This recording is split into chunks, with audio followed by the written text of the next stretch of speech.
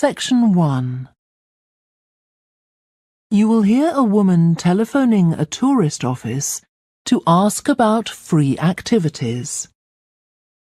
First, you have some time to look at questions 1 to 6.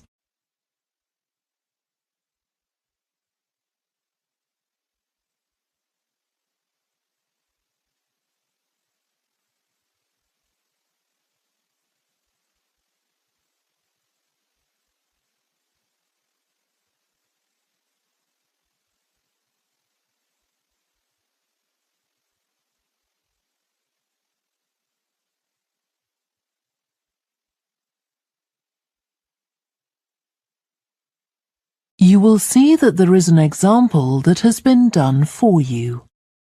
On this occasion only, the conversation relating to this will be played first. Good morning, this is Burnham Tourist Office, Martin speaking. Oh, hello. I saw a poster about free things to do in the area, and it said people should phone you for information.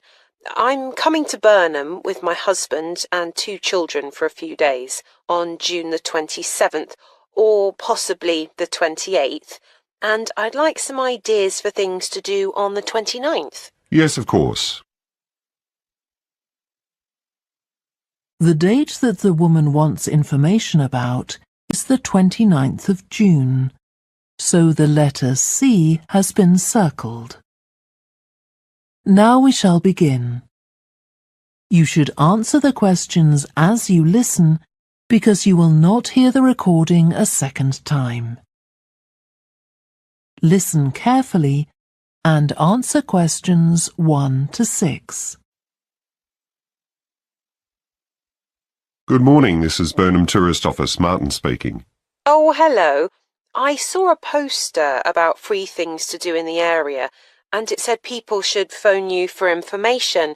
I'm coming to Burnham with my husband and 2 children for a few days on June the 27th, or possibly the 28th, and I'd like some ideas for things to do on the 29th. Yes, of course. OK. Then let's start with a couple of events especially for children. The art gallery is holding an event called Family Welcome that day, when there are activities and trails to use throughout the gallery. That sounds interesting. What time does it start?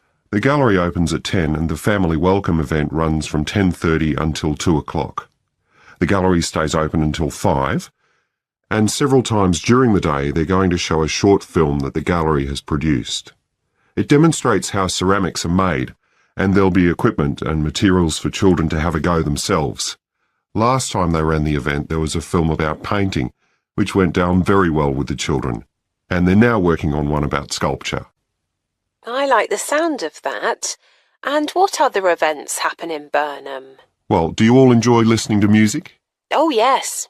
Well, there are several free concerts taking place at different times, 1 or 2 in the morning, the majority at lunchtime and a couple in the evening, and they range from pop music to Latin American. The Latin American could be fun. What time is that? It's being repeated several times in different places. They're performing in the Central Library at 1 o'clock, then at 4 it's in the City Museum, and in the evening at 7:30 there's a longer concert in the theatre. Right. I'll suggest that to the rest of the family. Something else you might be interested in is the boat race along the river. Oh, yes. Do tell me about that. The race starts at Offord Marina to the north of Burnham and goes as far as Summer Pool. The best place to watch it from is Charlesworth Bridge, though that does get rather crowded. And who's taking part? Well, local boat clubs, but the standard is very high. One of them came first in the West of England Regional Championship in May this year. It was the first time a team from Burnham has won. It means that next year they'll be representing the region in the National Championship. Before you hear the rest of the conversation, you have some time to look at questions 7 to 10.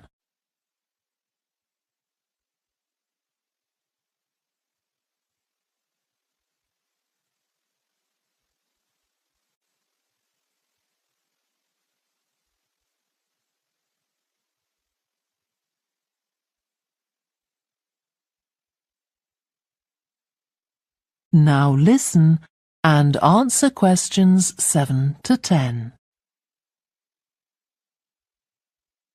Now, I've heard something about Paxton Nature Reserve. It's a good place for spotting unusual birds, isn't it? That's right, throughout the year. There is a lake there as well as a river, and they provide a very attractive habitat. So it's a good idea to bring binoculars if you have them. And just at the moment you can see various flowers that are pretty unusual. The soil at Paxton isn't very common. They're looking good right now. Right. My husband will be particularly interested in that. And there's going to be a talk and slideshow about mushrooms, and you'll be able to go out and pick some afterwards and study the different varieties. Uh-huh. And is it possible for children to swim in the river? Yes, part of it has been fenced off to make it safe for children to swim in. It's very shallow and there's a lifeguard on duty whenever it's open. The lake is too deep, so swimming isn't allowed there. OK, we must remember to bring their swimming things in case we go to Paxton. How long does it take to get there by car from Burnham? About 20 minutes, but parking is very limited, so it's usually much easier to go by bus, and it takes about the same time. Right. Well, I'll discuss the options with the rest of the family. Thanks very much for all your help. You're welcome. Goodbye. Bye. That is the end of section 1. You now have half a minute to check your answers.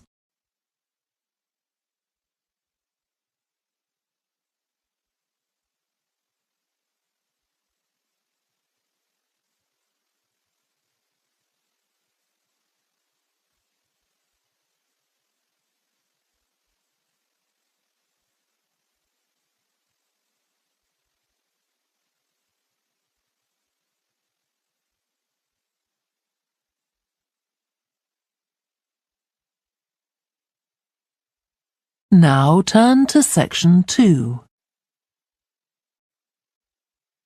Section 2. You will hear a talk given by a woman called Shona Ferguson about changes in a town called Barford. First, you have some time to look at questions 11 to 15.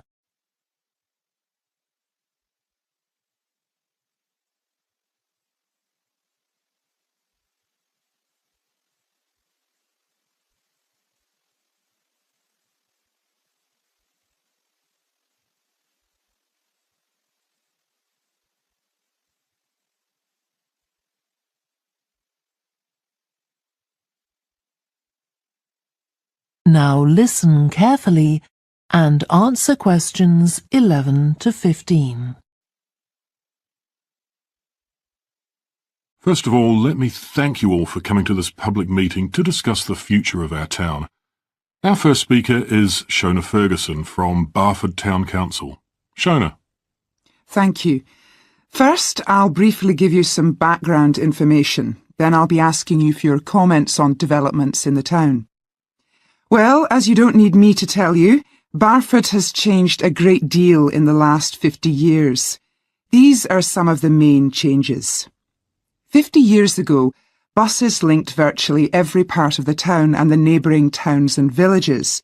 Most people used them frequently, but not now, because the bus companies concentrate on just the routes that attract most passengers. So parts of the town are no longer served by buses.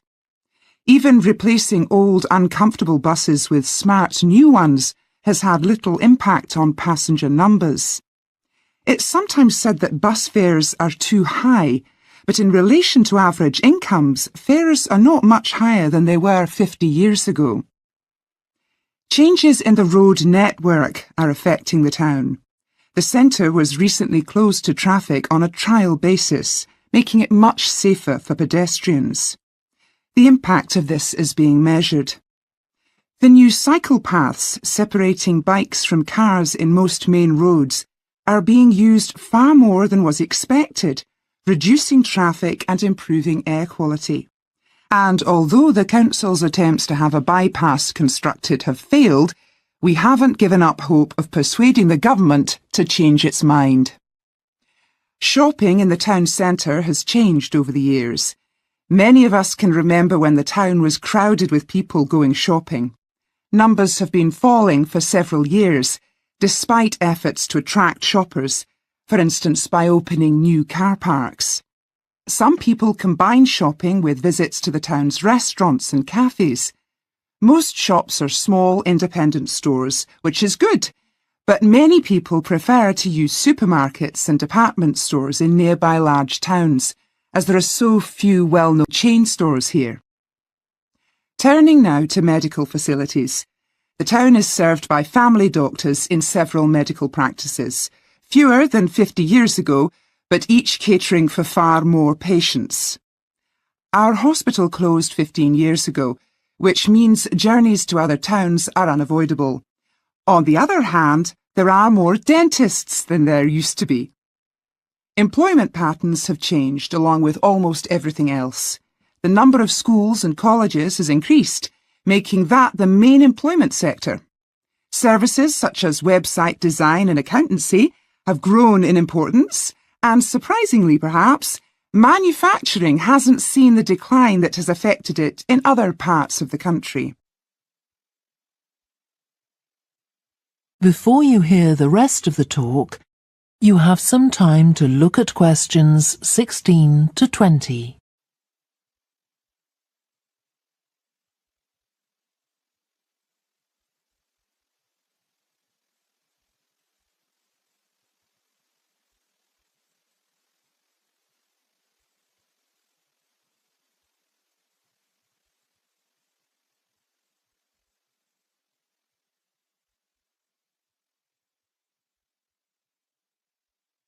Now listen and answer questions 16 to 20. Now I'll very quickly outline current plans for some of the town's facilities, before asking for your comments. As you'll know if you regularly use the car park at the railway station, it's usually full. The railway company applied for permission to replace it with a multi-storey car park, but that was refused. Instead, the company has bought some adjoining land, and this will be used to increase the number of parking spaces. The Grand, the old cinema in the High Street, will close at the end of the year and reopen on a different site. You've probably seen the building under construction. The plan is to have 3 screens with fewer seats rather than just the one large auditorium in the old cinema. I expect many of you shop in the indoor market. It's become more and more shabby looking, and because of fears about safety, it was threatened with demolition. The good news is that it will close for 6 weeks to be made safe and redecorated, and the improved building will open in July. Lots of people use the library, including school and college students who go there to study. The council has managed to secure funding to keep the library open later into the evening, twice a week. We would like to enlarge the building in the not-too-distant future, but this is by no means definite.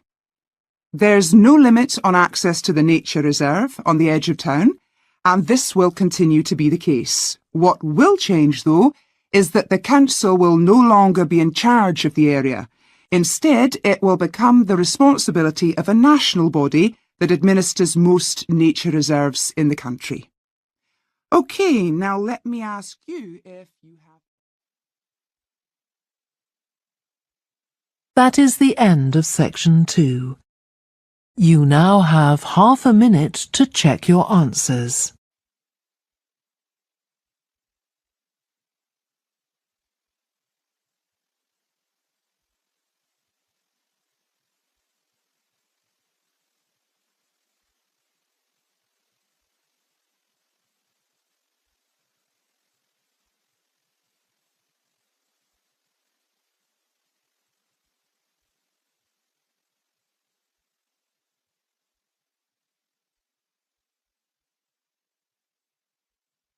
Now turn to section 3. Section 3. You will hear 2 students called Helen and Jeremy, who are studying creative writing, discussing a project for their course which involves writing and illustrating stories for children. First, you have some time to look at questions 21 to 26.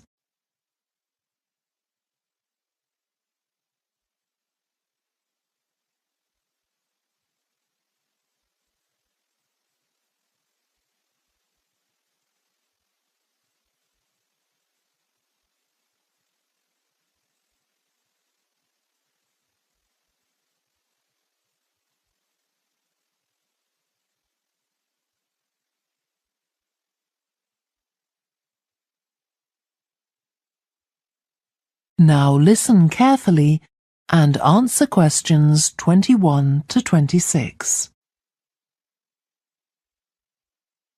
Hello, Helen. Sorry I'm late. Hi, Jeremy, no problem.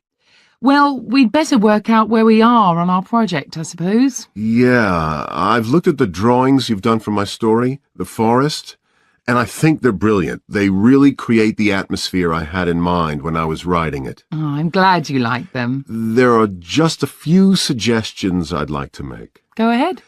Now, I'm not sure about the drawing of the cave. It's got trees all around it, which is great, but the drawing's a bit too static, isn't it?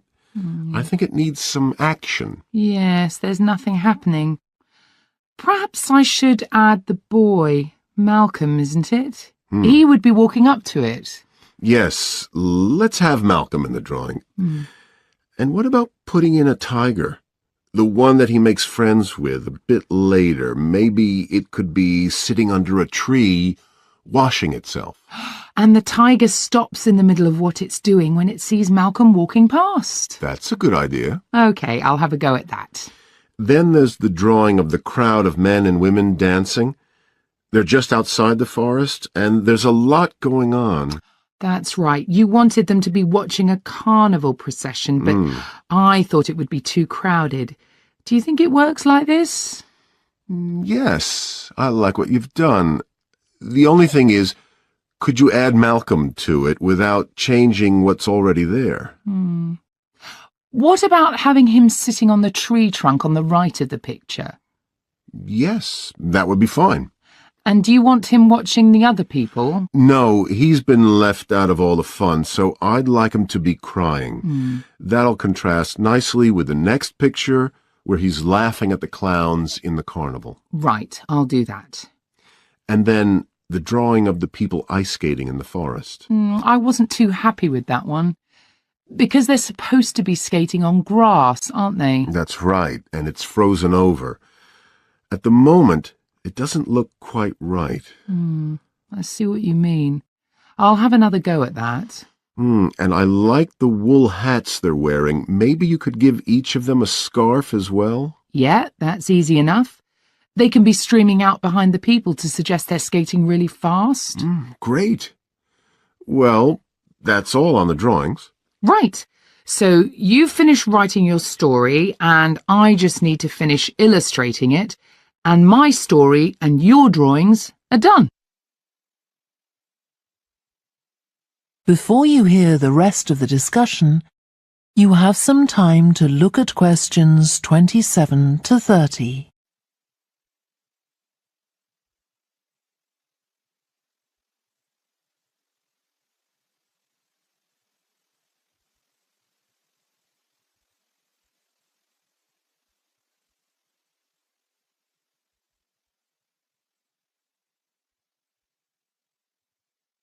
Now listen and answer questions 27 to 30.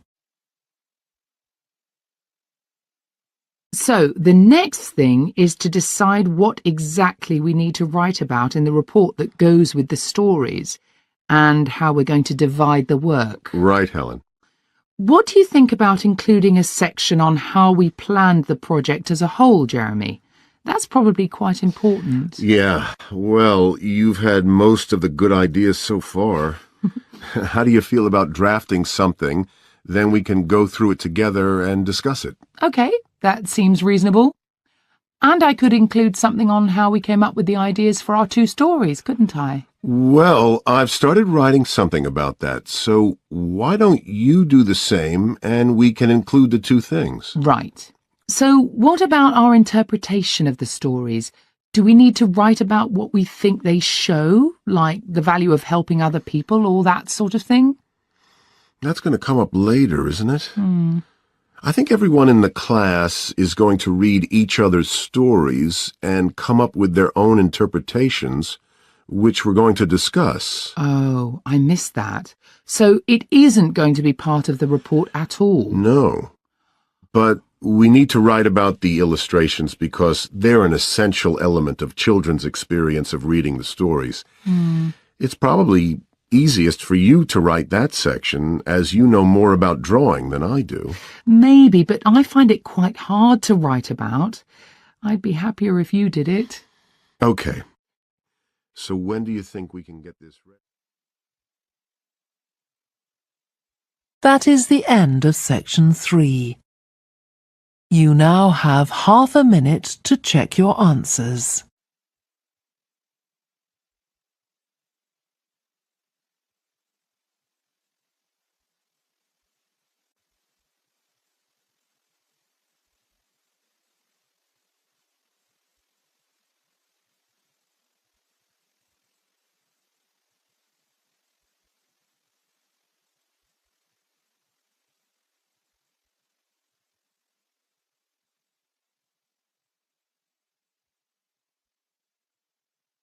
Now turn to section 4. Section 4. You will hear part of a lecture to business students about the use of one particular type of research known as ethnography. First, you have some time to look at questions 31 to 40.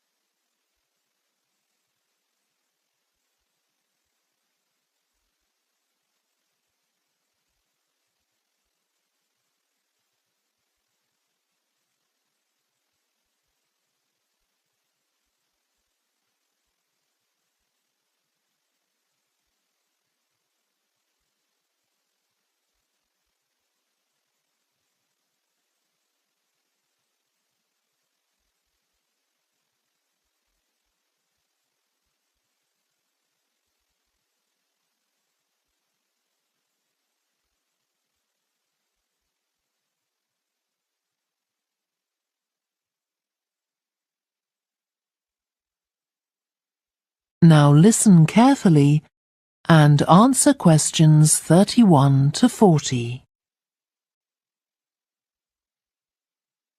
So, what I'm going to talk about to you today is something called ethnography. This is a type of research aimed at exploring the way human cultures work.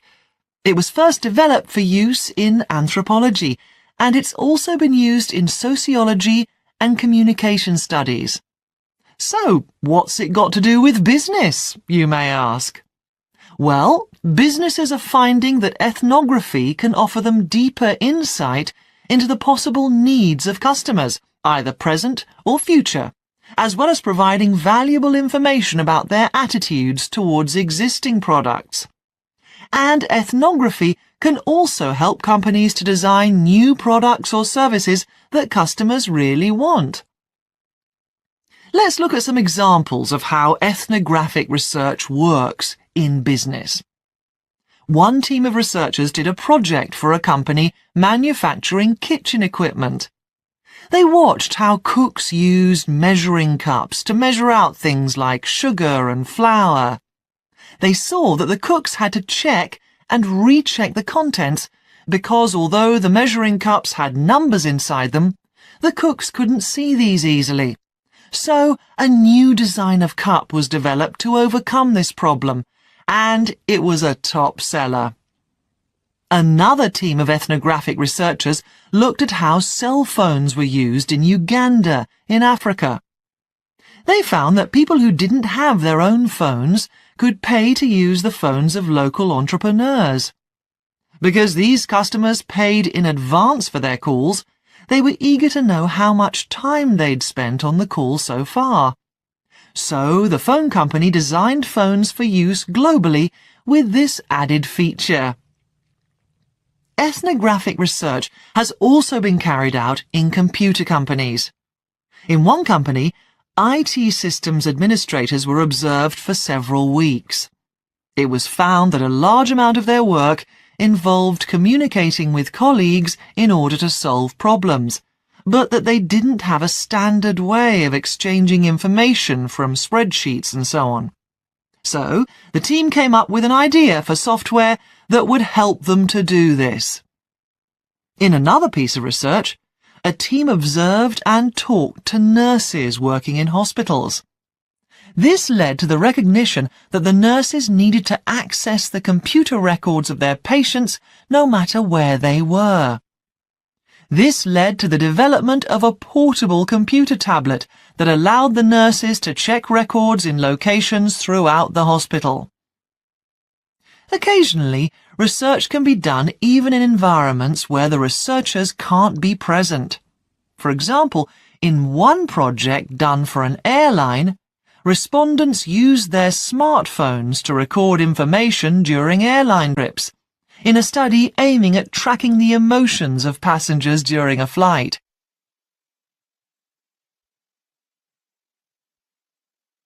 So, what makes studies like these different from ordinary research?